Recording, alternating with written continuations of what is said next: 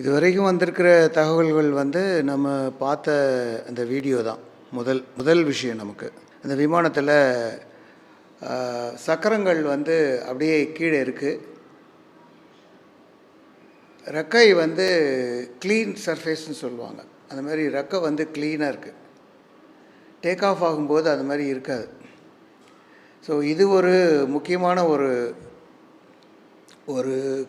காரணி நமக்கு. அப்போ என்ன நடந்திருக்கக்கூடும் அப்படின்னு நம்ம சில யூகம் பண்ணலாம். ஆனால் அந்த யூகம் வந்து சரிதானா அப்படிங்கிறது நம்மளுடைய இப்போது கருப்பு பெட்டியை எடுத்துருக்குறாங்க. அதில் இருக்கக்கூடிய எஃப்டிஆர் அப்புறமா சிவிஆர்னு 2 இருக்கும். சிவிஆருங்கிறது காக்பிட் வாய்ஸ் ரெக்கார்டர். விமானிகள் அறைக்குள்ளே அவங்க என்ன உரையாடினாங்க, என்ன பேசிட்டாங்க அப்படிங்கிறதும், மற்ற தொழில்நுட்ப விவரங்கள் இந்த ஃப்ளைட் டேட்டா ரெக்கார்டரில் என்னெல்லாம் பதியப்பட்டிருக்கு, இது எல்லாத்தையும் ஒன்றா வச்சு ஒரு செயின் ஆஃப் ஈவெண்ட்ஸ் அப்படின்னு சொல்லுவாங்க.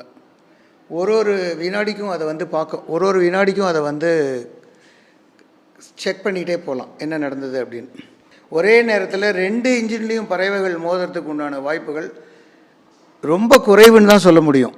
எல்லாத்துக்கும் மேலே பறவைகள் மோதும்போது ஒரு லவுட் பேங் சத்தம் கேட்கும்.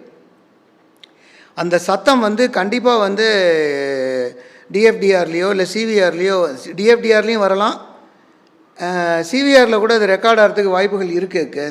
சத்தத்தினுடைய வால்யூம் சொல்கிறாங்களே, ஒலியினுடைய அதிகமான ஒலியாக கம்மியான ஒலியாக அந்த மாதிரி கேட்குறதுக்கு வாய்ப்புகள் இருக்குது.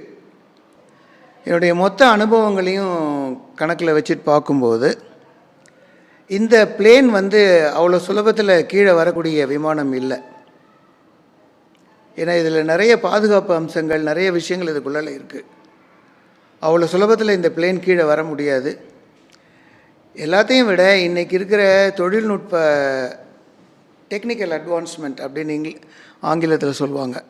தொழில்நுட்பம் எந்த அளவுக்கு வளர்ந்துருக்கு, தொழில்நுட்ப முன்னேற்றத்தில் இன்றைக்கி வந்து இந்த மாதிரியான ஒரு உலகத்தையே உலுக்கக்கூடிய 14 ஆண்டுகளாக வெற்றிகரமாக வந்து பயணம் செஞ்சிட்டு இருந்த இந்த 787 ட்ரீம்லைனர் அப்படிங்கிற ஒரு பிளேன் இன்றைக்கி கீழே வந்துருச்சு அப்படின்னு சொன்னால், என்னை பொறுத்த வரைக்கும் வந்து ஒரு பெரிய இது மாதிரி ஒரு கேட்டாஸ்ட்ரோஃபி, ஒரு பெரிய விபத்து நடக்குதுன்னா 2 காரணம் இருக்க முடியும்.